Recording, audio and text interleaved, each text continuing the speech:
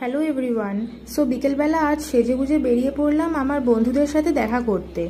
তো মেট্রো স্টেশনে পৌঁছে গেলাম, আমার মেট্রো চলেও এসছে।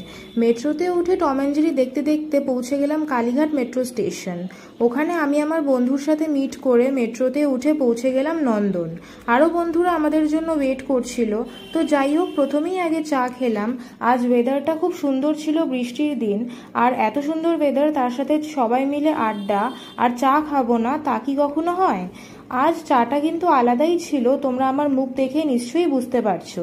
তারপরেই আমরা চলে গেলাম ফাইন আর্টস গ্যালারিতে। যারা ছবি আঁকেন তারা এত সুন্দর আঁকেন যে দেখেই মনটা আরও ভালো হয়ে যায়। তারপরেই আমরা একটা ক্যাফেতে চলে এলাম, তাড়াতাড়ি ডিনারটা অর্ডারও করে দিলাম। আজ ডিনারে ছিল ফ্রাইড রাইস, চাউমিন, কুংপাও চিকেন আর হট বাসিল চিকেন।